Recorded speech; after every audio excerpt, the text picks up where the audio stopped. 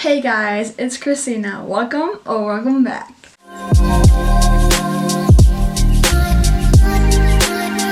So as you saw by the title of this video, I'll be doing my March wrap-up today. And you also probably noticed something a little different and you're like, why is the quality better or something? I am recording on a camera. It is usually my photography camera, but I found out it does pretty good videos as well. I found my camera and it is very, very weird to be recording on an actual camera. I've been doing all my videos on my phone, so this is very new, like talking to a lens, not seeing myself, so hopefully it comes out good on YouTube and editing and all that fun stuff. But yeah, if not, I'll go back to my phone until I can get a camera where I can see myself. But anyway, so this month I read 9 books and they were all on my Kindle, which I'm pretty proud of reading 9 books, especially during school time. But I'm not proud that I think one of them I have physically, and it was the very last book I read. That's fine, it is fine. Let's get into all the books I read. The very first book I read was When in Rome by Sarah Adams, and I give it 3 stars. It was okay, it was underwhelming, pretty much because of the hype, but it was still good. It is a small town romance, kind of enemies to lovers, like one of them is famous kind of thing. And I did give it 3 stars. It was very hyped up on TikTok, so it was underwhelming to see to read the actual book and find out it was just okay, but it was still not bad. So that's the rating. I gave it 3 stars. And the next book I read, which this is where I give a fair warning, where I read for entertainment, not for grade literature. So this is my warning. So the second book I read was I Wish I Would Have Chosen You by Whitney G, and I gave it 4 stars. Was it really that good? Absolutely not. But I was so hooked. I was so entertained. All those tropes you can think of were in the book. Like, think Wattpad, this is what this was, but like good. It was like crack, pure crack. Was there things wrong with it? Yeah. Am I gonna ignore those things? Also, yes. After that, I got a little bit of a whim of finishing series that I hadn't finished, so I read The Grown by the Spies by Haley Saragoza, and I give it 2.5 stars.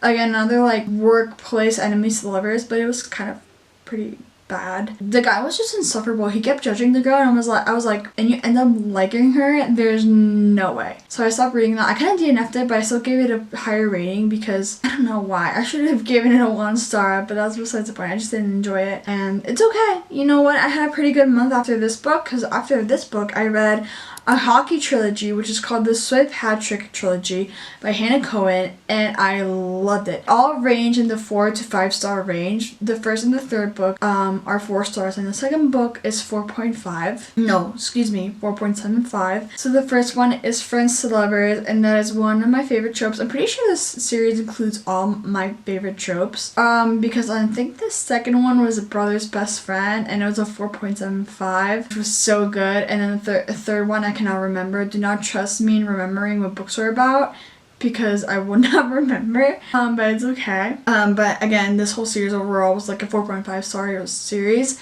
I really, really, really liked it, and I think you guys should read it if you like hockey. I'm pretty sure all the hockey books I read, I've rated pretty highly, unless there was something really, really, really wrong with them, or I was just very underwhelmed with the rating. I think you should read it if you're into hockey romances. They just hit the spot every single time, out of any other sports romance, in my opinion. Oh, by the way, the first one is called Lucky Hit, the second one is called Blissful Hook, and the third one is called Vital Blindside. Then, after that, again, finishing series I finished the Gold Rush Ranch series by Elsie Silver, as you saw in my reading vlog. And first I read The Friend Runner, which was my favorite out of the 2 last ones. I rated it a 4.5 stars, I'm pretty sure. No. I rated it 5 stars because I love Elsie Silver. I just thought she's great at writing. I could not stop thinking about it when I wasn't reading it, and I couldn't stop reading it when I could read. So I just think she's a wonderful writer, and I cannot wait for her new book. It's coming,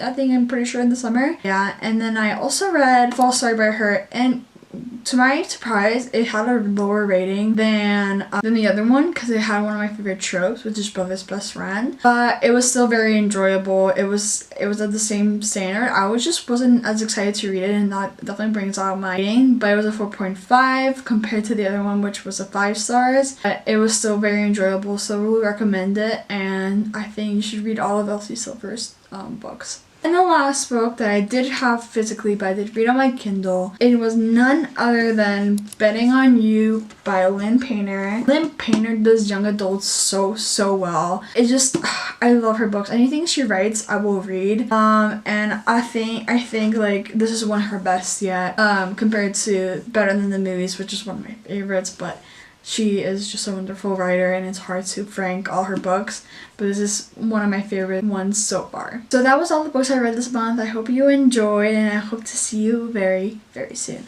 Bye!